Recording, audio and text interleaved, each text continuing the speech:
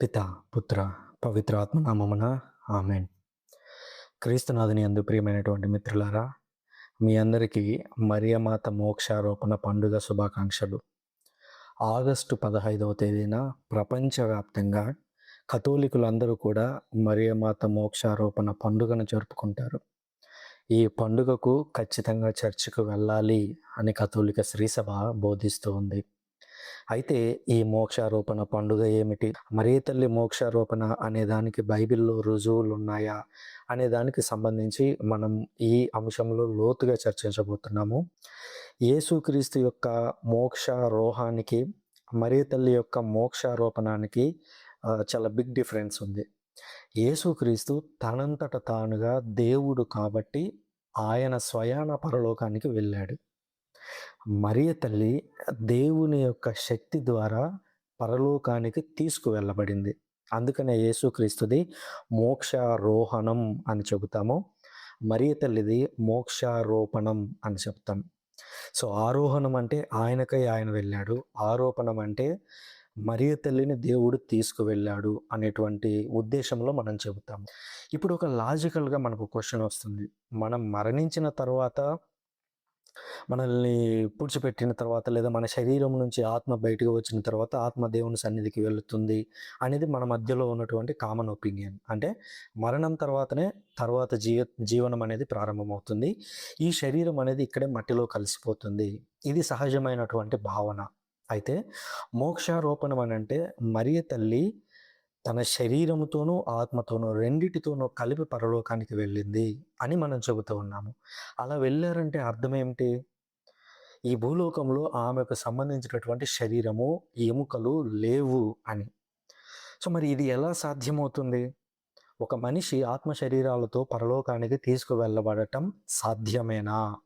దీనికి సంబంధించి Bible references ఏమైనా ఉన్నాయా? ఇలాంటి ఇన్సిడెంట్స్ ఏమన్నా పాస్ట్ అంటే గతంలో జరిగి ఉన్నాయా? అనేది మన ముందు రావాల్సిన ప్రశ్న. దీనికి సంబంధించి పాత నిబంధనలో మనకు ఒక 2 ఎగ్జాంపుల్స్ ఉన్నాయి. ఉదాహరణకి ఆదికాండము జెనెసిస్ 5:24 అందులో నేను ఇంగ్లీష్‌లో రాసుకున్నాను. రిఫరెన్స్ చెప్తాను.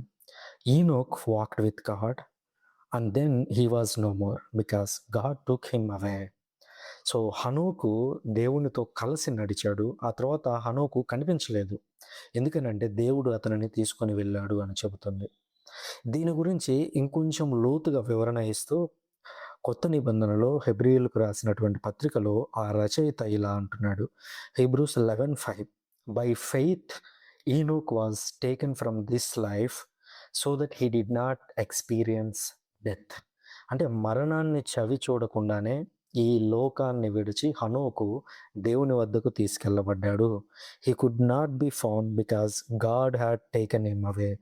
మనుషులు అతన్ని కనుగొనలేకపోయారు. ఎందుకంటే దేవుడు అతన్ని తీసుకొని వెళ్ళాడు అని చెబుతున్నాడు. అంటే మరణాన్ని చూడకుండానే హనోకు దేవుని వద్దకు వెళ్ళాడు. అంటే హనోకు ఆత్మ శరీరాలతో దేవుని వద్దకు వెళ్ళాడు అనేది బైబిల్ చెబుతున్నటువంటి సత్యం. ఇజ్రాయేలీలు నమ్ముతున్నటువంటి విశ్వాస సత్యం. ఇవాళ మనం కూడా నమ్ముతున్నటువంటి సత్యం. అలాగే ఇంకొక వ్యక్తి రాజులు 2వ గ్రంథం 2వ అధ్యాయం 11వ వచనంలో చూసినట్లయితే అక్కడ ఏలియా అనే వ్యక్తి మనకు కనిపిస్తాడు. ఆ ఏలియా దేవుని వద్దకు ఎలా తీసుకువెళ్ళబడ్డాడు అనేది అక్కడ క్లియర్గా ఉంది. 2 Kings 2:11 అక్కడ ఈ విధంగా ఉంది. As they were walking along and talking together, suddenly a chariot of fire and horses of fire appeared and separated two of them, and Elijah went up to heaven in a whirlwind. ఏలియా, Elisha వీళ్ళిద్దరూ కూడా నడుచుకుంటూ వెళుతూ ఉన్నారంట. అప్పుడు ఒక మంటలతో ఉన్నటువంటి ఒక రథము, ఆ తర్వాత మంటల్లాగా కనిపిస్తున్నటువంటి గుర్రాలు వారికి కనిపించాయంట. సో అంటే అదొక రథం, అది పరలోకానికి సంబంధించినటువంటి రథం. అది కనిపించింది. వారిద్దరిని సెపరేట్ చేసినట్లుగా చెబుతోంది. సెపరేట్ చేసిన తర్వాత ఏలియాని అందులో ఎక్కించుకొని ఒక సుడిగాలి లాంటి దాంట్లో దేవుడు పైకి వారిని తీసుకొని వెళ్ళాడు. అనగా ఏలియాని తీసుకొని వెళ్ళాడు. సో మనకి 2 ఎగ్జాంపుల్స్ కనిపిస్తున్నాయి. ఒకటి హనోకు, రెండవది ఏలియా. వీరిద్దరూ కూడా మరణాన్ని చవి చూడకుండానే దేవుని సన్నిధికి వెళ్ళినట్లుగా చూస్తున్నాం. అంటే బైబిల్ పరంగా, బైబిల్ నేర్పిస్తున్నటువంటి విశ్వాసం పరంగా ఒక వ్యక్తి ఆత్మ శరీరాలతో పరలోకానికి వెళ్ళడం సాధ్యమే. ఈవెన్ యేసుక్రీస్తు కూడా తను మరణించి తిరిగి లేచిన తరువాత తనకు మహిమ శరీరం ఉన్నప్పటికీ అంతకు ముందు తాలూకు గాయాలు మనకు కనిపిస్తాయి. ఇదిగో నా గాయాల్లో వేలు పెట్టి చూడు అని చెప్పడం మనం చూస్తాం. ఒక వ్యక్తి ఆత్మ శరీరాలతో పరలోకానికి వెళ్ళడం సాధ్యమే అని ఏలియా, హనోకు, యేసుక్రీస్తు, కొంతమేర యేసుక్రీస్తు దివ్య శరీరం అయినప్పటికీ అది మానవ శరీరమే. అందులో గతం తాలూకు గాయాలు కూడా ఉండడాన్ని బట్టి చూస్తే కొంతమేర అది మానవ శరీరంగా కనిపిస్తూ ఉంది. అది దివ్య రూపాన్ని పొందినటువంటి మానవ శరీరము. యేసుక్రీస్తును పక్కన పెట్టినప్పటికీ ఇద్దరు వ్యక్తులు, కనీసం హనోకు, ఏలియా, వారిద్దరూ ఆ రూపంలో పరలోకానికి తీసుకువెళ్ళబడ్డారు. అంటే ఇది బైబిల్ పరంగా సాధ్యమే. అయితే మరియమ్మ విషయంలో ఇది జరిగిందా? దానికి సంబంధించినటువంటి ఆధారాలు ఏమైనా ఉన్నాయా అనేది ఇప్పుడు మన ముందున్నటువంటి ప్రశ్న. యేసుక్రీస్తు లూకా సువార్త 9వ అధ్యాయంలో రూపాంతరం చెందడం లేదా దివ్య రూప ధారణ పొందినటువంటి సంఘటన గురించి లూకా సువార్త 9వ అధ్యాయంలో చూస్తాం. అందులో ప్రత్యేకించి 9వ అధ్యాయము 30-31 వచనాల్లో యేసుక్రీస్తు త్వరలో నెరవేర్చనున్న నిర్గమనం, అనగా యెరూషలేములో ఆయన శిలువ శ్రమలను పొంది తిరిగి లేచి మానవుల యొక్క పాపాలన్నింటికి ఆయన ఏ విధంగా శాప విమోచనం చేశాడో ఆ యొక్క నిర్గమనం గురించి. ఎందుకంటే పాత నిబంధనలో ఒక నిర్గమనం ఉంది, కొత్త నిబంధనలోనూ ఒక నిర్గమనం ఉంది. ఈ రెండింటి మధ్య బ్యాలెన్స్ ఎలా అనేది ఆ వచనాల్లో మనకు క్లియర్గా కనిపిస్తుంది. యేసుక్రీస్తు దివ్యరూప ధారణ పొందినప్పుడు అక్కడ ఇద్దరు వ్యక్తులు ఉన్నారు. ఆ ఇద్దరు వ్యక్తుల గురించి ఈ వచనాలు మాట్లాడుతున్నాయి. ఈ విధంగా ఉంది. ఇంగ్లీష్లో రాసుకున్నాను, తెలుగులో మీకు వివరిస్తాను. Suddenly 2 men, Moses and Elijah, appeared and began talking with Jesus. They were glorious to see, and they were speaking about his exodus from this world, which was about to be fulfilled in the Jerusalem. So ఇక్కడ ఇద్దరు వ్యక్తులు మనకు ప్రత్యేకంగా కనిపిస్తున్నారు. ఈ ఇద్దరు వ్యక్తులు కూడా మనకు చాలా కీలకం. ఇద్దరు వ్యక్తులు అక్కడ కనిపించడము, కనిపించిన తరువాత వారు ఏం మాట్లాడుతున్నారు అనేటువంటి అంశం కూడా కీలకం. యేసుక్రీస్తు దివ్యరూప ధారణ పొందిన సమయంలో ఏలియా మరియు మోషే వాళ్ళిద్దరూ కనిపించారు. వీరిద్దరే ఎందుకు కనిపించారు అని అంటే, ప్రత్యేకించి ఏలియాకి ఒక ప్రత్యేకమైన గుర్తింపు ఉంది. అదేంటంటే ఆయన ఆత్మ శరీరాలతో పరలోకానికి తీసుకువెళ్ళబడ్డారు. సేమ్ ఇలాగే మోషేకి కూడా ఒక ఒక మనకి యూదుల్లో ఈ విశ్వాసం ఉంది. మన చర్చి ఎక్స్ప్లిసిట్గా దీన్ని టీచ్ చేయట్లేదు. బట్ యూదుల్లో ఉన్నటువంటి ఒక విశ్వాసం ఏమిటి అని అంటే, మోషే కూడా ఆత్మ శరీరాలతో పరలోకానికి తీసుకువెళ్ళబడ్డాడు అనేది వారిలో ఉన్నటువంటి ఒక విశ్వాసం. అందరిలో కాదు, కొంతమంది యూదుల్లో అనేక రకాల గ్రూపులు ఉన్నాయి. పరిజేయులు అని, సద్దుసేయులు అని, ఎస్సేనులు అని, వీరందరికీ విభిన్నమైనటువంటి అంశాల మీద విశ్వాసం ఉంది. అందులో ఒకానొక గుంపు ఈ మోషే కూడా ఆత్మ శరీరాలతో ఎత్తబడ్డాడని నమ్ముతారు. దీనికి సంబంధించి మన కొత్త నిబంధనలో కూడా కాస్త రిఫరెన్స్ మనకు కనిపిస్తూ ఉంటుంది. జ్యూడ్ గ్రంథంలో మనం చూస్తాము, యూదా లేఖలో. ఆ లేఖలో ఏమని ఉంటుందంటే, దేవదూతకి మరియు సైతానుకు మధ్య మోషే యొక్క శరీరం గురించి వాగ్వాదం జరిగినట్లుగా మనకు కనిపిస్తూ ఉంటుంది. సో దీన్ని బేస్ చేసుకొని వాళ్ళు యూదులు సాధారణంగా ఏమని చెప్తారంటే, అజంప్షన్ ఆఫ్ మోజెస్ అనేటువంటి ఒక పుస్తకం కూడా, అపోక్రిఫ పుస్తకం కూడా యూదుల్లో ఉంది. సో అంటే వారిలో ఒక విశ్వాసం ఉంది. నేను దాన్ని దృఢపరచడం లేదు, లేదా అది ఖచ్చితంగా రైట్ అని నేను చెప్పట్లేదు. వారిలో ఉన్నటువంటి ఒక విశ్వాసం గురించి చెబుతున్నాను. సో ఏలియా ఏ విధంగా అయితే ఆత్మ శరీరాలతో తీసుకుని వెళ్ళబడ్డాడో, మోషే మరణించి ఆయన పూడ్చిపెట్టిన తర్వాత సైతానుకు దేవదూతకు మధ్య ఒక వాగ్వాదం జరిగి, ఆ వాగ్వాదం తర్వాత మోషే యొక్క శరీరాన్ని కూడా వారు పరలోకానికి తీసుకువెళ్ళారు అనేది యూదుల్లో ఉన్నటువంటి ఒక నమ్మకం అన్నమాట. సో ఇక్కడ ఇద్దరు వ్యక్తులు కనిపించారు, మోషే మరియు ఏలియా. వాళ్ళిద్దరూ మాట్లాడుతున్నారంట. They were glorious to see. ఆ మోషే మరియు ఏలియా ఎలా ఉన్నారంటే, వాళ్ళు మహిమతో ఉన్నారు. అంటే వారి యొక్క శరీరాలు కాస్త ట్రాన్స్ఫార్మ్ అయినట్టుగా మనకు కనిపిస్తూ ఉంది. And they were talking about his exodus from the world. అంటే వీరిద్దరూ కలిసి యేసుక్రీస్తు నెరవేర్చబో నిర్గమనం గురించి మాట్లాడుతున్నారంట. నిర్గమనము అనే పదం మనకు కనిపిస్తుంది, ఎందుకంటే ఎక్సోడస్ అంటేనే నిర్గమకాండము అని అంటాము. సో ఈ ఎక్సోడస్ అనే వర్డ్ ఇక్కడ కనిపిస్తుంది. ఎక్సోడస్ పక్కనే ఎవరు కనిపిస్తున్నారు? మోషే కనిపిస్తున్నారు. మోషేకి ఎక్సోడస్కి ఇంకా అవినాభావ సంబంధం. ఎందుకంటే ఆ నిర్గమకాండం అంతా చెబుతున్నదే మోషే యొక్క పుట్టుక, ఆయన జీవన వృత్తాంతము, ఆ తర్వాత ఏ విధంగా వారిని ఇజ్రాయేలీల్ని ఆ దేశం నుంచి, ఈజిప్ట్ దేశం నుంచి బయటికి తీసుకొచ్చాడు అనేది. సో, పాత నిబంధనలో ఉన్నటువంటి ఆ నిర్గమనం ఏంటంటే, మోషే వారిని ఒక ఈజిప్ట్ అనేటువంటి దాస్యం నుంచి బయటికి తీసుకొచ్చాడు. యేసుక్రీస్తు యొక్క నిర్గమనం ఏంటంటే, మనుషులందరినీ పాపం అనేటువంటి బానిసత్వం నుంచి బయటికి తీసుకొచ్చాడు. సో, ఈ నిర్గమనం గురించి వారితో మాట్లాడుతున్నాడు. అయితే పాత నిబంధనలో ఉన్నటువంటి నిర్గమనంలో ఒక ప్రత్యేకత ఉంది. అదేంటంటే, ఇజ్రాయేలీలు ఆ నిర్గమనం ఎంత కాలం పాటు కొనసాగించారో, అంటే ఇజ్రాయేలీలు ఆ ఈజిప్ట్ దేశం నుంచి బయటకు వచ్చి చివరికి కనాను దేశం చేరే వరకు ఎంత గ్యాప్ అయితే ఉందో, ఆ గ్యాప్ మొత్తంలో వారితో పాటుగా నడిచినటువంటి ఒక ప్రత్యేకమైనటువంటి బాక్స్ ఉంది. అదే నిబంధన మందసము. ఈ నిబంధన మందసమే కొత్త నిబంధనలో మరియ తల్లి అని చెబుతాము. అది ఎలాగా అని తెలుసుకునే ముందుగా అసలు ఈ నిబంధన మందసం అంటే ఏంటో మనకు తెలియాలి. దాన్ని ఇజ్రాయేలీలు ఎలా చూశారు అనేది కూడా అర్థం చేసుకోవాలి. సంఖ్యాకాండము 10వ అధ్యాయం 33వ వచనంలో ఈ విధంగా ఉంది. ఇజ్రాయేలీయులు ప్రభువు పర్వతం నుండి బయలుదేరి 3 నాళ్ళు ప్రయాణం చేసిరి. ఆ 3 నాళ్ళు ప్రభువు నిబంధన మందసము వారికి ముందుగా పోవచ్చు విడిదిని వెతుకుచుండెను. జస్ట్ ఒక్క రిఫరెన్స్ మాత్రమే తీశాను. నిబంధన మందసం గురించి తోరాలో ఫస్ట్ 5 పుస్తకాలు నిర్గమకాండం దగ్గర నుంచి మొదలుపెట్టుకుంటే ద్వితీయోపదేశ కాండం వరకు కొన్ని వందల సార్లు ప్రస్తావన ఉంటుంది. సో, ఇక్కడ నేను ఒక సందర్భాన్ని మాత్రమే తీసుకున్నాను. ఇజ్రాయేలీయులు ఈ మందసాన్ని ముందుగా పంపిస్తూ ఉండేవారు ఎప్పుడు కూడా.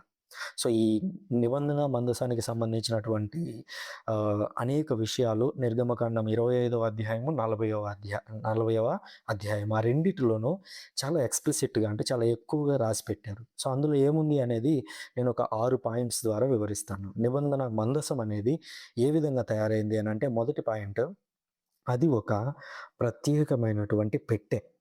ఆ పెట్టెని ఎలా తయారు చేశారు అనేది మనం ఆ 25వ అధ్యాయం 40వ అధ్యాయంలో చూస్తాము. సో, నిబంధన మందసము అనేది స్క్రీన్ మీద చూడొచ్చు, లేదా మీరు గూగుల్‌లోకెళ్ళి ఆర్క్ ఆఫ్ ది కవెనెంట్ అని కొట్టినా కూడా మీకు కనిపిస్తుంటుంది ఆ ఇమేజెస్ అన్నీ కూడా. సో, మొదటగా అర్థం చేసుకోవాల్సింది, నిబంధన మందసము అనేది ఒక పెట్టె. ఆ పెట్టె రెండవ అంశం, ఆ పెట్టె అనేది ఒక ప్రత్యేకమైనటువంటి కలపతో తయారు చేయబడింది. ఆ కలపకున్నటువంటి ప్రత్యేకత ఏంటంటే, కొన్ని వందల సంవత్సరాల పాటు అది వంగిపోకుండా, లేదా చెదలు పట్టకుండా, పురుగు పట్టకుండా, పాడైపోకుండా ఉంటుంది. ఈవెన్ ఇప్పుడు మనం ఏమన్నా మంచాలు అలాంటివన్నీ చేయించుకోవాలనుకున్నప్పుడు టేకు లేదా ఎర్రచందనం ఏ విధంగా అయితే ఉపయోగిస్తుంటారో, ఆనాడు ఇజ్రాయేలీలు వారి చుట్టుపక్కల ఉన్నటువంటి ది బెస్ట్ కలపని ఎంచుకున్నారు. సో, ఒకటవది అది ఒక పవిత్రమైన పెట్టె. రెండవది అది ఒక ప్రత్యేకమైనటువంటి కలపతో తయారు చేయబడింది. మూడవది ఆ పెట్టె చుట్టూ మోషే బంగారంతో ఆ ఒక రేకుతో ఆ పెట్టెను చుట్టాడు. అంటే అది చాలా గొప్పది అని అర్థం. ఎందుకంటే పాత రోజుల్లో బంగారాన్ని ఎందుకు ధరిస్తారు అనంటే ఒక గొప్పదనం కోసం, లేదా దానికి అత్యంత ఎక్కువ గౌరవం ఇవ్వడం కోసం. అదేవిధంగా ఇది చాలా ఇంపార్టెంట్ అని తెలియజేయడం కోసం బంగారాన్ని పాత నిబంధనలో ఉపయోగించేవారు. సో, ఆ విధంగా ఒక స్వచ్ఛమైన బంగారాన్ని, బంగారంలో కాస్త అది స్ట్రాంగ్‌గా ఉండడం కోసం ఇతర మెటీరియల్స్ కూడా కలుపుతారు. అయితే ఈ నిబంధన మందసం మాత్రం స్వచ్ఛమైన బంగారంతో తయారు చేయబడింది. అంటే 100% స్వచ్ఛమైన బంగారంతో తయారు చేయబడింది. ఇకపోతే నాలుగవది, సంఖ్యాకాండము 4వ అధ్యాయము 5, 6 వచనాల్లో చూస్తాము. ఈ ఈ యొక్క పెట్టెని, బంగారంతో చేయబడినటువంటి నిబంధన మందసం యొక్క పెట్టెని ఎప్పుడు కూడా ఒక నీలి రంగు కవర్‌తో, ఒక క్లాత్‌తో, సో, నీలి రంగు వస్త్రంతో దాన్ని ఎప్పుడు కూడా కవర్ చేసేవారనమాట. దాని మీద ఏదైనా కప్పాల్సొచ్చినప్పుడు నీలి రంగు వస్త్రాన్ని ఇజ్రాయేలీలు ఉపయోగించేవారు. ఇకపోతే ఐదవ అంశం, దేవుడు ఈ మందసం ద్వారా ప్రజలతో మాట్లాడేవారు. మందసం మధ్యలో మందసంకి అటు ఇటు ఉన్నటువంటి కెరూబు దేవదూతల మధ్యలో నుంచి దేవుడు మాట్లాడేవారు. ఇదంతా స్పష్టంగా మనకి నిర్గమకాండం 25వ అధ్యాయంలో కనిపిస్తుంది. మీరు వెళ్ళి చదువుకోవచ్చు. ఇకపోతే ఆరవ అంశం, ఆకాశం నుంచి మహిమ ఆ పెట్టె మీదకు దిగి వచ్చేది. ఇజ్రాయేలీయులు ఆ ఆకాశంలో నుంచి ఆ మహిమంతా దిగి ఆ పెట్టె మీదకి వస్తున్నప్పుడు చూసి వణికిపోయేవారు. అక్కడ ఉపయోగించబడినటువంటి గ్రీకు పదం ఎపిస్కియాసే. అంటే పూర్తిగా ఆ పెట్టెని దేవుని యొక్క మహిమ కప్పివేసేది. అలా మందసం అనేది చాలా ప్రత్యేకంగా ఉండేది. మందసానికి ఇన్ని గుణగణాలనేవి మనకు కనిపిస్తూ ఉండేవి. అయితే ఈ మందసం చివరికి ఎక్కడకు చేరింది అనేది మనం తెలుసుకోవాల్సినటువంటి అంశం. ఈజిప్ట్ నుంచి బయటకు వచ్చిన తరువాత ఇజ్రాయేలీయుల చేత లేదా మోషే చేత దేవుడు ప్రత్యేకంగా నిబంధన మందసాన్ని తయారు చేయించాడు. ఆ నిబంధన మందసం ఇజ్రాయేలీయులతో పాటుగా కలిసి నడిచింది. ఆ మందసాన్ని చివరికి ఈ ఈ తర్వాత వచ్చినటువంటి దావీదు రాజు ఎక్కడికి చేర్చాడు అనేది అత్యంత ముఖ్యమైనటువంటి అంశం. సో, రాజుల దినచర్యలు 1వ గ్రంథము 15వ అధ్యాయము 1వ వచనంలో ఈ విధంగా ఉంది.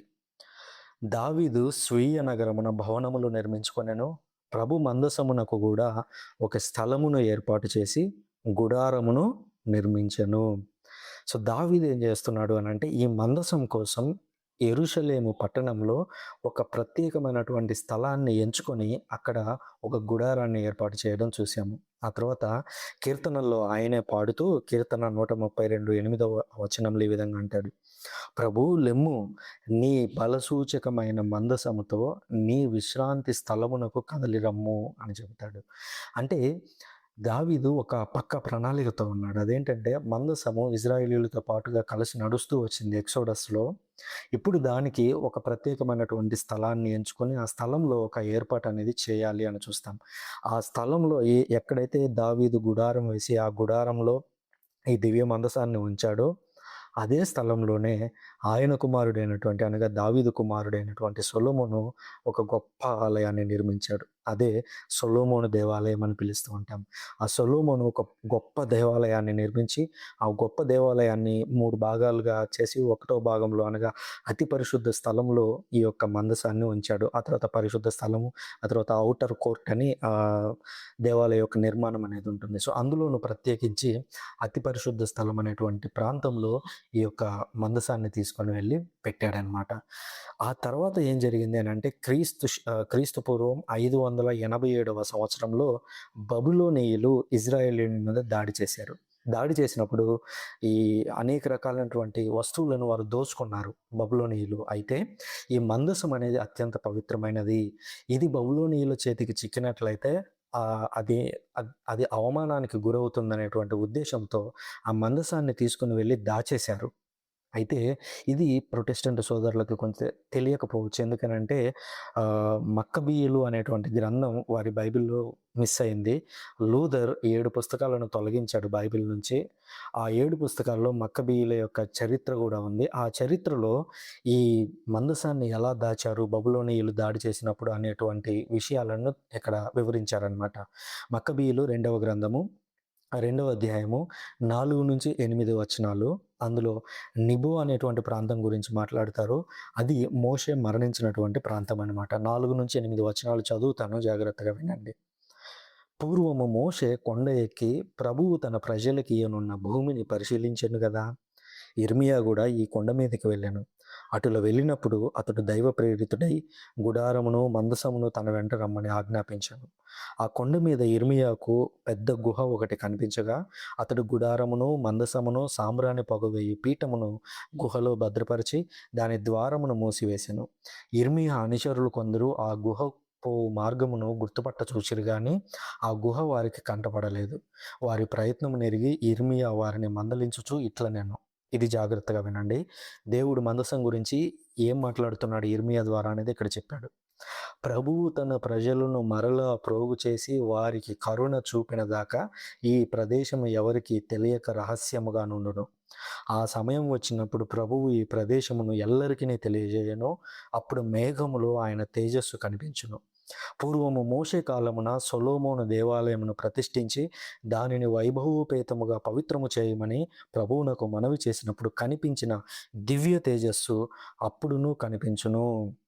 ఇక్కడ 2 అంశాలు కీలకం. ఒకటవది, యిర్మీయా ఏం చేశాడంటే ఈ దివ్య మందసం అనేది బబులోనీయులకు చిక్కకూడదు, వారు అవమానిస్తారనేటువంటి ఉద్దేశంతో దాన్ని తీసుకొని వెళ్ళి దాచిపెట్టారు. రెండవది, అది తిరిగి కనిపిస్తుందంట. కనిపించేటప్పుడు ఒక గొప్ప మహిమతో కనిపిస్తుందంట. అయితే ఎప్పుడు కనిపిస్తుందనేది క్లియర్‌గా చెప్పాడు. ప్రభువు తన ప్రజలను మరలా ప్రోగు చేసి కరుణ చూపిన దాకా ఈ ప్రదేశం ఎవరికీ తెలీదు. అంతేకాదు దానిని వైభవోపేతముగా పవిత్రము చేయమని ప్రభువుకు మనవి చేసినప్పుడు కనిపించిన దివ్య తేజస్సే అప్పుడును కనిపించును. అంటే ఈ మందసం అనేది తిరిగి కనిపించినప్పుడు ఎలా ఉంటుందంటే పాత నిబంధనలో సొలొమోను దేవాలయం కట్టినప్పుడు ప్రభువు తేజస్సు ఏ విధంగా అయితే దిగి వచ్చిందో, మందసం తయారు చేసినప్పుడు ప్రభువు యొక్క తేజస్సు దాని మీదకి ఏ విధంగా అయితే దిగి వచ్చిందో, అలాంటి తేజస్సే గ్రీకులో ఉపయోగించినటువంటి వర్డ్ సేమ్ అనమాట. అక్కడ దాన్ని మందసాన్ని తయారు చేసినప్పుడు ఉపయోగించిన పదం ఎపిస్కియాసే. ఇక్కడ ఇర్మియా చెబుతున్నటువంటి పదం సేమ్ ఎపిస్కియాసే. అంటే దేవుడు తన మహిమను తిరిగి ఆ మందసం మీదకు తీసుకొని వస్తాడు. 2 పదాలు సేమ్. సో, ఆ తర్వాత గమనించినట్లయితే బబులోనీయుల చెర తర్వాత వాళ్ళు తిరిగి కొంతకాలానికి మళ్ళీ ఇజ్రాయేలుకు రాగలిగారు. వారు దేవాలయాన్ని కూడా నిర్మించుకోగలిగారు. రెండవ దేవాలయం అని పిలుస్తుంటాము. ఆ దేవాలయాన్ని నిర్మించుకోగలిగారు గానీ, ఆ దేవాలయంలో ఒకటి మిస్ అయ్యుంది. అదేంటో తెలుసా? దివ్య మందసము. పాత నిబంధనలో సొలొమోను కట్టిన దేవాలయంలో, లేదా ఇజ్రాయేలీలు ఈజిప్టు నుంచి బయటకు వచ్చినప్పటి నుంచి ఈ బబులోనీయుల దాడి వరకు వారితో పాటు తోడుగా ఉన్నది దివ్య మందసము. వారు రెండవ దేవాలయాన్ని నిర్మించుకున్నారు, కానీ దేవాలయంలో మందసం లేదు. అంటే దేవుని యొక్క మహిమ పూర్తిగా అందులో లేదు. ఈవెన్ విలాప వాక్యాల్లో ఇదే ఇర్మియా ప్రవక్త, ఈ మందసాన్ని దాచిపెట్టిన ఇర్మియా ప్రవక్తే దేవాలయం గురించి మాట్లాడుతూ విలాప వాక్యాల్లో ఒక చోట అంటాడు, దేవుడు తన యొక్క దేవాలయాన్ని విడిచిపెట్టాడు, తన బలిపీఠాన్ని విడిచిపెట్టాడు అని చెప్తాడు. ఎందుకు అనంటే అక్కడ మందసం లేదు అనే విషయం క్లియర్‌గా ఇర్మియాకి తెలుసు. అయితే వారు దేవాలయాన్ని నిర్మించుకున్నప్పటికీ మందసం మాత్రం లేదు. మందసం ఉండాల్సినటువంటి మహిమ లేదు. మరి ఆ మందసం ఎక్కడుంది అనే ప్రశ్న మనకు రావాలి. పాత నిబంధనలో ఉన్నటువంటి మందసం ఎవరో కాదు, మరియ తల్లి. ఎందుకు మందసం గురించి ఇంత లోతుగా వివరించాను అనంటే, ఇవన్నీ కొత్త నిబంధనలో ఉన్నటువంటి మరియ తల్లిలో మందసం యొక్క ఛాయలు లేదా మందసం యొక్క టైపాలజీ మరియ తల్లిలో ఏ విధంగా నెరవేరింది అనేది మనం గమనించాలి. ఇప్పుడు కొత్త నిబంధనలో ఉన్నటువంటి నూతన మందసం పాత నిబంధనలో ఉన్నటువంటి మందసంతో ఏ విధంగా సరిపోలుతుంది అనేది పాత నిబంధన, కొత్త నిబంధన రెండిటిని పరిశీలిస్తూ టైపాలజీ ద్వారా ముందుకెళదాం. నిర్గమకాండము 40వ అధ్యాయము 34, 35 వచనాలు. మేఘము సమావేశపు గుడారమును కప్పివేశను, ప్రభువు తేజస్సు దానిని నింపివేశెను. అంటే గుడారంలో దివ్య మందసం ఉంది. ఆ దివ్య మందసం మీదకి ప్రభువు యొక్క తేజస్సు దిగి వచ్చింది. ప్రభువు తేజస్సు దానిని నింపివేశెను లేదా కప్పివేశెను అని పిలుస్తుంటాము. సో, ఇక్కడ ఉపయోగించినటువంటి పదం నింపివేసిన అనే దగ్గర గ్రీకులో ఉపయోగించినటువంటి పదం ఎపిస్కియాసే. సో, ఎపి అనే పదం మనం వినే ఉంటాం. ఎపిస్కియాసే అనేది మనకు పరిచయం లేదు గానీ, అందులో తొలి పదమైనటువంటి ఎపి అనే పదం మనకు కామనే. ఉదాహరణకి చర్మానికి సాధారణంగా 3 లేయర్స్ ఉంటాయని చెప్తారు. అంటే చర్మం యొక్క అడ్డుకోత మనం చిన్నప్పుడు స్కూల్లో చదువుకునింటే దాన్ని 3 భాగాలుగా ఉంటాయి. అందులో ఒక భాగం ఎపిడెర్మిస్ అంటారు. డెర్మిస్ అంటే చర్మము. ఈ చర్మంలో పైన ఉండేటువంటి లేయర్‌ని ఎపిడెర్మిస్ అంటారు. అంటే ఈ శరీరం మొత్తాన్ని కప్పి ఉంచేది ఏంటి అనంటే ఎపిడెర్మిస్. అదేవిధంగా భూకంపాలను కూడా కొలిచేటప్పుడు ఆ భూకంప కేంద్రం ఎక్కడుందో చెప్పేటప్పుడు దాన్ని ఎపిసెంటర్ అని పిలుస్తారు. ఎపిసెంటర్ అంటే భూకంపం ఇక్కడ మొదలైంది, దాని యొక్క తీవ్రత అనేది ఇక్కడి వరకు ఉంది. సో, ఎపిసెంటర్ ఎక్కడుంది, దాని యొక్క తీవ్రత ఎక్కడి వరకు ఉంది అంటే ఇదంతా కూడా ఎపి అనే ప్రాంతం అయితే ఎపిసెంటర్ అనేది మధ్యలో ఉంది అని చెబుతూ ఉంటారు. టెర్మినాలజీ అర్థం కావడం కోసం చెప్తున్నా. సో, ఇక్కడ దేవుని తేజస్సు ఆ మందసాన్ని పూర్తిగా ఎలాగైతే కప్పివేసిందో ఎపిస్కియాసే, సేమ్ అదే పదం కొత్త నిబంధనలో ఉపయోగించబడింది. ఎక్కడో తెలుసా? లూకా సువార్త 1వ అధ్యాయము 35వ వచనం. దేవదూత మరియ తల్లి వద్దకు వచ్చి అంటున్నాడు, పవిత్ర ఆత్మ నీపై వేంచేయును, సర్వోన్నతుని శక్తి నిన్ను ఆవరించును, అందుచేత ఆ పవిత్ర శిశువు దేవుని కుమారుడు అని పిలువబడును. ఇక్కడ సర్వోన్నతుని శక్తి నిన్ను ఆవరించును. సేమ్ పదం. ఆవరించడం ఇన్ ద సెన్స్ కప్పివేయడం లేదా నింపివేయడం. ఇక్కడ ఉపయోగించినటువంటి సేమ్ పదం ఎపిస్కియాసే.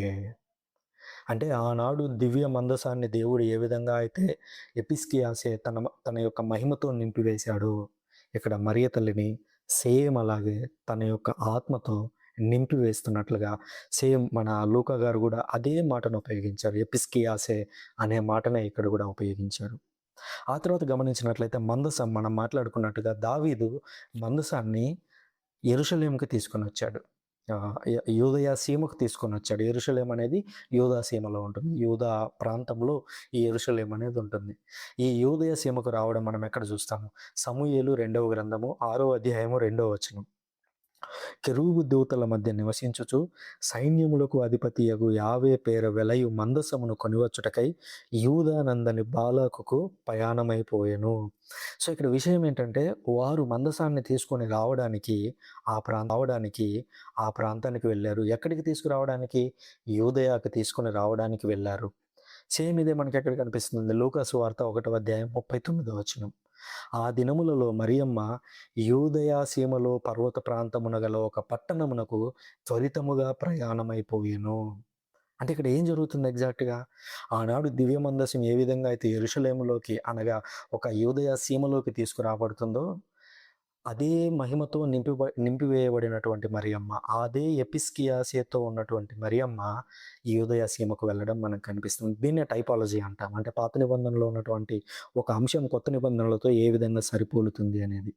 ఆ తర్వాత మందసాన్ని వారు యూదయ సీమకు తీసుకొచ్చేటువంటి క్రమంలో మందసాన్ని చూసినప్పుడు వారు భావోద్వేగానికి గురయ్యారు. అంటే వారి యొక్క మనసుల్లో కొన్ని రకాల భావనలు కలిగాయి. భావనలు కలిగినప్పుడు వాళ్ళు ఎలా ఎక్స్‌ప్రెస్ చేశారు? సమూయేలు 2వ గ్రంథం 6వ అధ్యాయం 9వ వచనం. ఇక్కడ ఇంగ్లీష్‌లో తీసుకున్నాను. ఆ ఇంగ్లీష్ చదివి వినిపిస్తాను.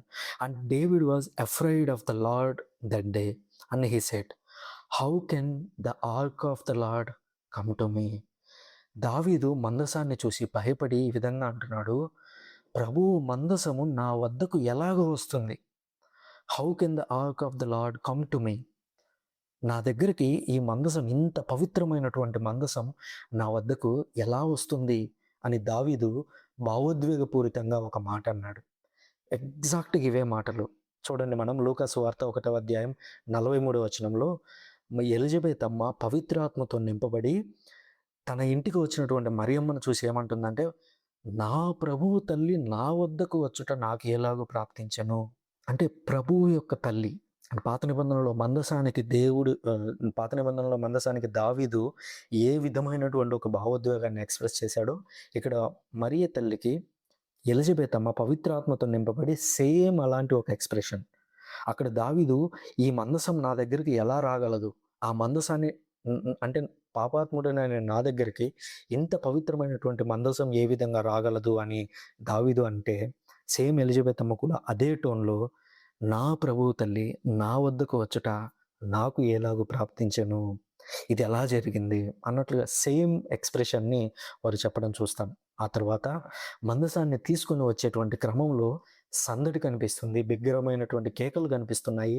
నాట్యం కనిపిస్తుంది. ఎక్కడ చూడండి, సమూయేలు 2వ గ్రంథం 6వ అధ్యాయం 15-16 వచనాలు చూసినట్లయితే, అతడును ఇశ్రాయేలీయులను కొమ్ము ఊదుచు పెద్ద పెట్టున నాదములు చేయుచు యావే మందసమును కొని వచ్చిరి. ఆ కొని వచ్చేటువంటి క్రమంలో దావీదు డాన్స్ వేయడం కూడా చూస్తాం మనం. అంటే ఒకటి, వారందరూ సంతోషంతో కేకలేస్తున్నారు. రెండవది, దావీదు అక్కడ నాట్యం చేయడం మనం చూస్తున్నాం. సేమ్ ఇదే మరియ తల్లిలో ఏ విధంగా నెరవేరుతుంది? మరియ తల్లి ఎలిజబెత్ అమ్మ ఇంటికి వచ్చినప్పుడు ఎలిజబెత్ అమ్మ పవిత్రాత్మతో నింపబడి ఈ విధంగా ఉంటుంది. లూకా సువార్త 1వ అధ్యాయం 41, 42 వచనాలు. ఆ శుభవచనములు ఎలిజబెత్ అమ్మ చెవిని పడగానే ఆమె గర్భమందలి శిశువు గంతులు వేశాను. ఆమె పవిత్రాత్మచే పరిపూర్ణురాలాయను. పిమ్మట ఎలిజబెత్ అమ్మ ఎలుగెత్తి ఇట్లడెను, అనగా గట్టిగా బిగ్గరగా సౌండ్ చేస్తే ఇట్లా అంటుంది, స్త్రీలందరిలో నీవు ఆశీర్వదింపబడిన దానవు, నీ గర్భఫలము ఆశీర్వదింపబడెను. మంగళవార్తల జపంలో చెప్పేటువంటి ప్రార్థన కూడా ఇదే, స్త్రీలందరిలో నువ్వు ఆశీర్వదింపబడిన దానవు, నీ గర్భఫలము ఆశీర్వదింపబడెను అని. ఇదే మాటని మనము రోజరీలో కూడా యూజ్ చేస్తాం. సో ఇక్కడ మనం గమనించినట్లయితే దావీదు ఏ విధంగా డ్యాన్స్ చేశాడో, ఇక్కడ ఎలిజబెత్ అమ్మ గర్భంలో ఉన్నటువంటి శిశువు కూడా గంతులు వేయడం చూస్తున్నాం. గంతులు అంటే ఏంది, సెన్స్ డ్యాన్స్ వేయడం చూస్తున్నాం పవిత్రాత్మతో నింపబడి. సో రెండిటి మధ్య ఆ పోలిక చూడండి ఎంత బాగా అనిపిస్తుందో. ఆ తర్వాత మందసం అనేది యూదయ సీమకు వచ్చేటువంటి క్రమంలో ఎంత కాలం ఉన్నదని పరిశీలించినట్లయితే 2 సమూయేలు 6వ అధ్యాయం 11వ వచనంలో చూసినట్లయితే అతని ఇంట మందసము 3 మాసములు ఉండెను. యావే ఓబేదేమును అతని కుటుంబమును చల్లని చూపు చూసెను. మందసము ఒక వ్యక్తి ఇంట్లో ఉంది. ఆ వ్యక్తి ఇంటిని దేవుడు చల్లగా చూశాడు. అది 3 నెలల పాటు ఒక ప్రాంతంలో ఉండిందంట. సేమ్ మరియ తల్లి విషయంలో ఇది ఎక్కడ చూస్తాము? లూకా సువార్త 1వ అధ్యాయం 56వ వచనం. మరియమ్మ 3 మాసములు ఎలిజబెతమ్మతో ఉండి పిమ్మట తన ఇంటికి తిరిగిపోయెను. బాగా గమనించండి, ఎలిజబెతమ్మ ముసలి వయసులో బిడ్డను గర్భం ధరించింది దేవుని యొక్క ప్రభావం వలన. సో, అలాంటి వయసులో ఉన్నటువంటి ఎలిజబెతమ్మ యోహాను అనేటువంటి ఒక ధైర్యశాలికి జననమిచ్చింది. ఏది? ఆ ముసలి వయసులో. ఏ విధంగా సాధ్యమైంది?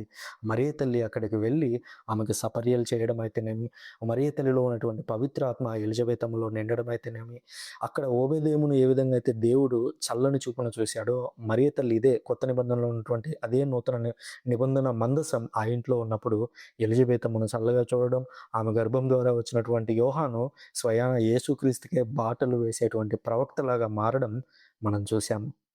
సో, ఇవన్నీ పరిశీలించినట్లయితే మరియ తల్లికి పాత నిబంధనలో మందసాన్ని తీసుకొని వస్తున్నప్పుడు ఆ పోలికలను గమనించినప్పుడు ఏ విధంగా ఈ సువార్తీకుడు లూకా సువార్తీకుడు ఏ విధంగా రెండింటిని కలిపి రాశాడు అనేది మనకు అర్థమవుతుంది. అంతేకాదు, మందసం గురించి నేను మాట్లాడుతూ మొదట 6 పాయింట్లు చెప్పాను. 1, అది పవిత్రమైన పెట్టె. 2, అది ప్రత్యేకమైనటువంటి కలపతో తయారు చేయబడింది. 3, పెట్టె చుట్టూ బంగారం ఉంది. 4, నీలిరంగు వస్త్రంతో దాన్ని కప్పేవారు.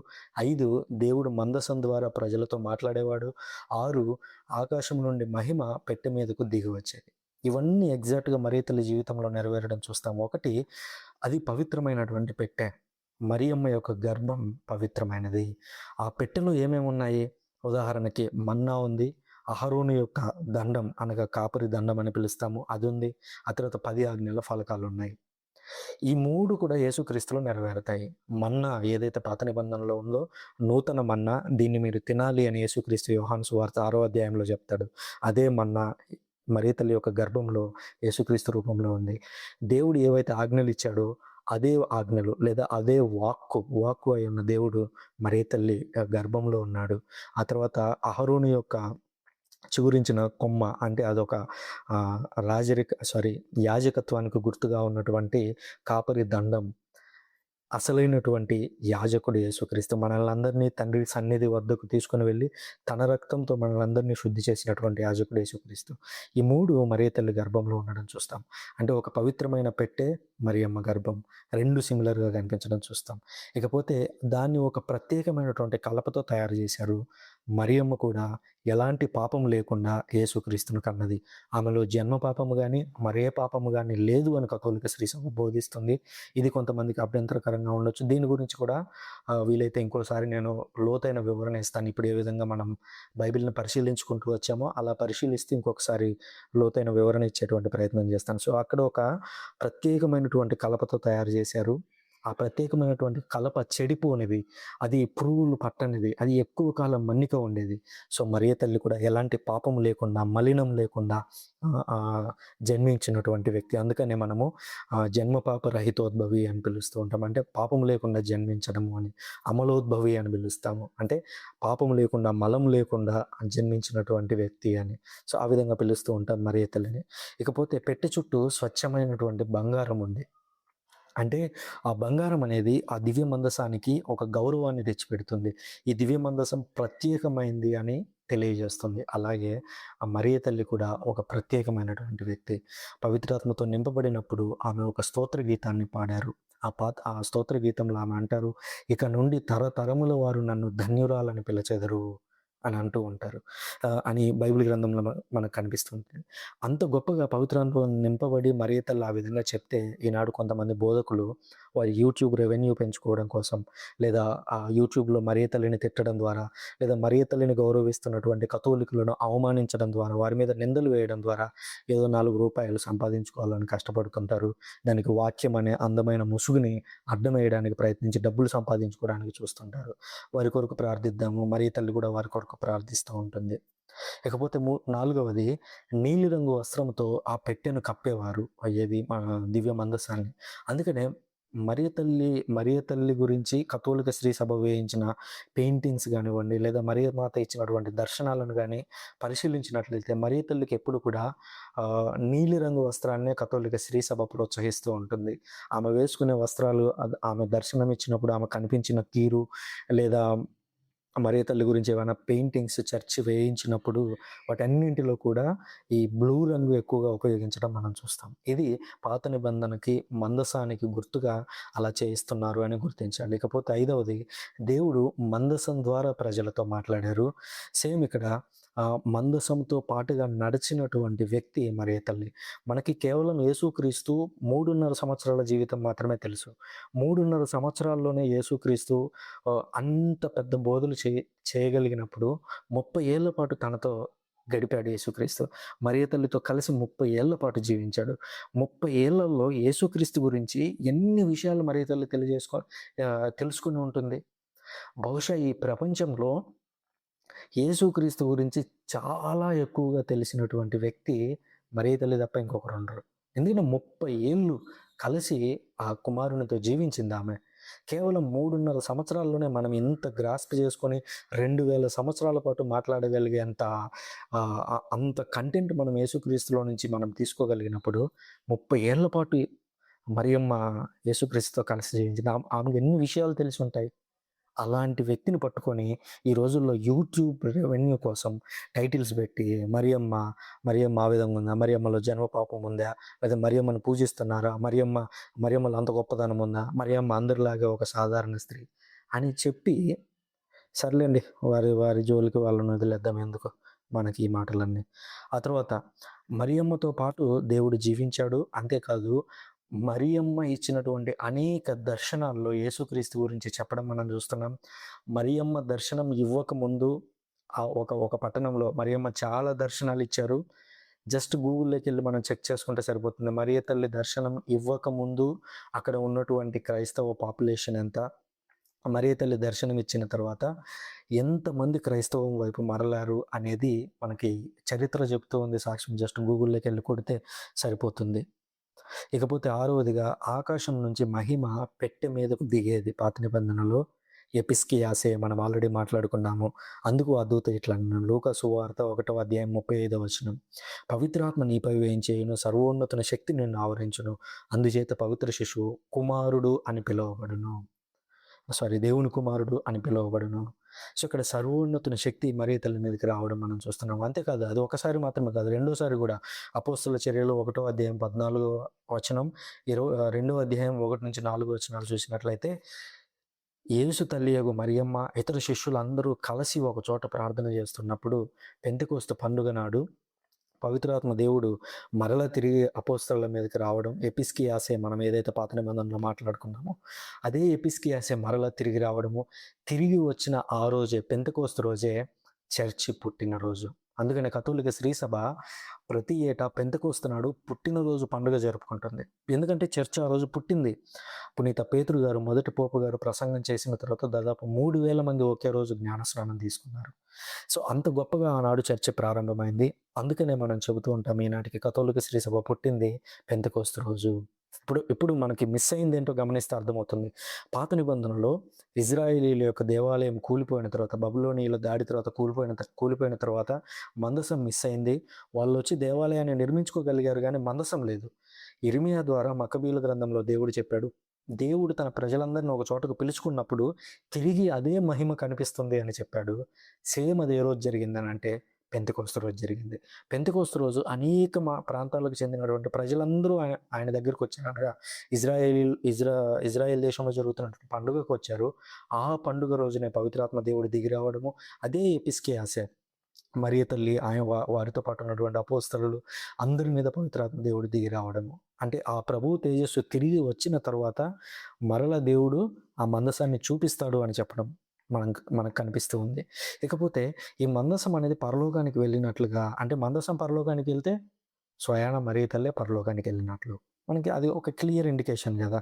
సో ప్రకటన లేదా దర్శన గ్రంథము 11వ అధ్యాయము 19వ వచనంలో ఏమనుందంటే, దివి అందలి దేవుని ఆలయం తెరవబడెను. ఇది పరలోకంలో జరుగుతుంది. దివి అంటేనే పరలోకం. సో దివి అందలి దేవుని ఆలయం తెరవబడెను. ఆ ఆలయమున ఒప్పందపు పేటికయు కాననయ్యను. ఆర్క్ ఆఫ్ ది కవెనెంట్ ఎక్కడ కనిపించిందంట? పరలోకంలో కనిపించిందంట. అంతేకాదు అంతలో మెరుపులు, గర్జనలు, ఉరుములు, భూకంపములు, వడగండ్ల వానలను ప్రారంభమయ్యాను. అంటే ఇవన్నీ ఏంటంటే లిటరల్‌గా మెరుపులు, గర్జనలు, ఉరుములు వస్తున్నాయని కాదు. అంటే దేవుని మహిమ అనేది ఆ విధంగా వెల్లడవుతూ ఉంది. సో, ఇజ్రాయేలీయులు ఒక ఆర్క్ ఆఫ్ ది కవెనెంట్ ఒక కలపతో, ఒక బంగారంతో తయారు చేసినటువంటి ఒక మందసాన్ని తీసుకువెళ్ళి దాచేశారు. అది ఎవరికీ కనిపించలేదు. ఈనాటికి వెతుకుతున్నారు కొంతమంది వెళ్లి. వెతికి దొరికిందని కూడా చెప్తున్నారు. ఇక అవన్నీ నమ్మలేము. ఎందుకనంటే దేవుడే స్వయానా చెప్తున్నాడు. ఈ పెట్టె పరలోకంలో కనిపించింది. ఇది ఎక్కడుంది మనకి? ప్రకటన 11వ అధ్యాయము 19వ వచనంలో ఉంది. 11వ అధ్యాయం యొక్క ఎండింగ్ వచనం అది. ఆ తర్వాత ఫస్ట్ వచనం 12వ అధ్యాయం 1వ వచనంలో మనం చూసినట్లయితే, దర్శన గ్రంథము 12వ అధ్యాయం 1వ వచనాన్ని చూసినట్లయితే, అంతట దివియందు ఒక గొప్ప సంకేతము గోచరించెను. ఒక స్త్రీ దర్శనమిచ్చెను. సూ సారీ సూర్యుడే ఆమె వస్త్రములు, చంద్రుడు ఆమె పాదముల కింద ఉండెను. ఆమె శిరముపై 12 నక్షత్రములు గల కిరీటము ఉండెను. ఇంకొంచెం కిందకి చదువుకుంటూ వస్తే, ఆ స్త్రీ ఒక శిశువుకి జన్మ ఇస్తుంది. ఆ శిశువు ఎవరో కాదు, మెస్సయ్య. ఇప్పుడు ఈరోజు మనకు బైబిల్‌లో 11వ అధ్యాయం, 12వ అధ్యాయం, 13వ అధ్యాయం అని కనిపిస్తుంది. కానీ ఒరిజినల్‌గా రాసినటువంటి స్క్రోల్స్‌లో ఈ అధ్యాయాలన్నీ లేవు.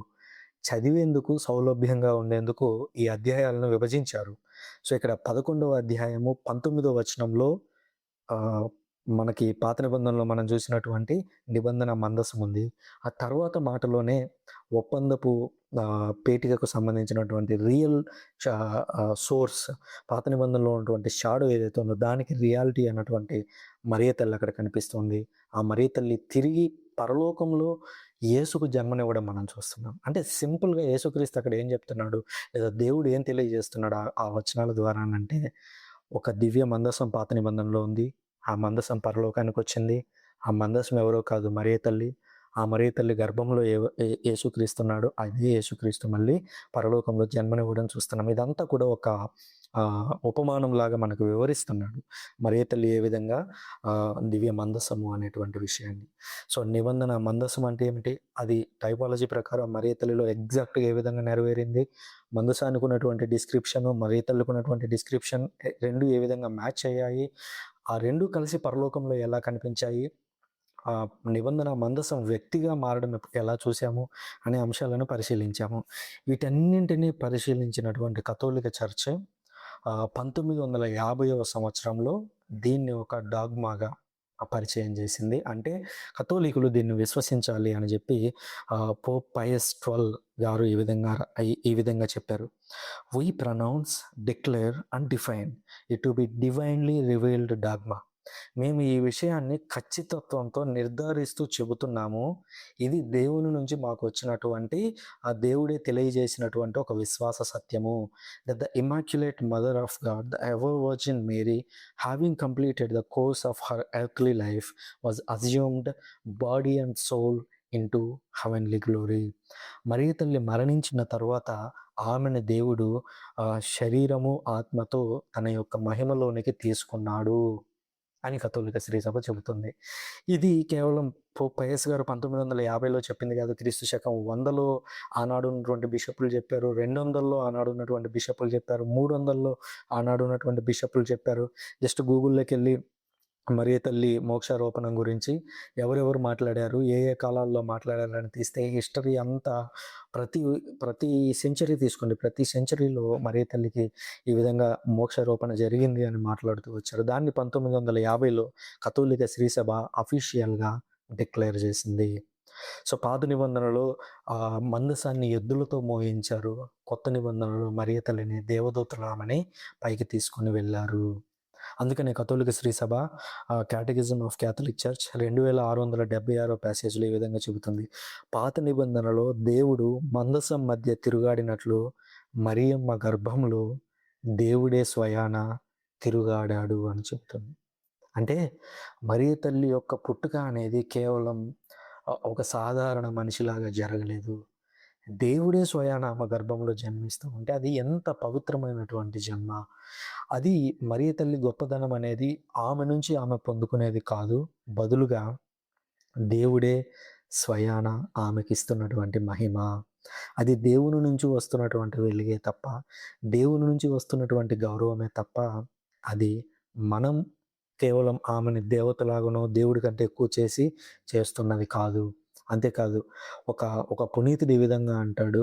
'మాక్సిమిలియన్' అనేటువంటి ఒక పునీతుడు 'మాక్సిమిలియన్ కోల్బే' అనేటువంటి పునీతుడు ఈ విధంగా అంటాడు. మనం మరియ తల్లిని చాలా ఎక్కువగా ప్రేమిస్తున్నామేమో అని భయపడాల్సిన పని లేదు. ఎందుకంటే మరియ తల్లిని యేసుక్రీస్తు కంటే ఎక్కువగా ఇంకెవ్వరూ ప్రేమించలేరు అని అన్నాడు. నిజమే. మరియ తల్లికి మనకి మధ్య 2000 సంవత్సరాల గ్యాప్ ఉంది. జస్ట్ ఆమె యేసుక్రీస్తు తల్లి అని ఈరోజు మనకు ఆమె అంత గౌరవం ఇస్తున్నాం. మరి యేసుక్రీస్తు ఆమె కొడుకు. యేసుక్రీస్తు ఆమెకి ఇంకెంత గౌరవం ఇస్తాడు? ఒకవేళ ఆయన తల్లిని గాని, యేసుక్రీస్తు గాని మరియ తల్లిని అవమానిస్తే, లేదా మరియ తల్లికి ప్రాముఖ్యత ఇవ్వకపోతే, అది తల్లిదండ్రులను గౌరవించదుగాక అనేటువంటి ఆజ్ఞకి విఘాతం కలిగించేది. యేసుక్రీస్తు ఆజ్ఞలను నెరవేర్చడానికి వచ్చాడు తప్ప వాటిని అతిక్రమించడానికి రాలేదు. యేసుక్రీస్తు ఏ పాపము చేయలేదు. అంటే యేసుక్రీస్తు మరియ తల్లిని తన జీవితమంతా గౌరవించాడు. కానీ ఈనాడు కొంతమంది వ్యక్తులు మరియ తల్లిని అవమానించడానికి, మరియ తల్లిని తిడుతూ, లేదా కథోలికులు మరియ తల్లికి ఇస్తున్నటువంటి ఇంపార్టెన్స్‌ని చూసి ఓర్వలేక ఆమె మీద వీడియోలు చేసి సంపాదించుకోవాలని, ఆమె మీద చర్చలు పెట్టి, ఆమె గురించి అవమానకరంగా తెలిసి తెలియని వ్యక్తులను తీసుకొనొచ్చి వాళ్ళ చేత మాట్లాడించి, లేదా వాళ్ళకై వాళ్ళే ప్రసంగాలు చెప్పుకుంటూ మరి ఇతరులను అవమానించేలాగా ప్రవర్తిస్తున్నారు. మిత్రులారా, మనమందరం ఇలాంటి వారి కొరకు ప్రార్థించాలి. ఎందుకనంటే మరియ తల్లిని ఎవరైనా తిడితే మనం కోపడాల్సిన పని లేదు.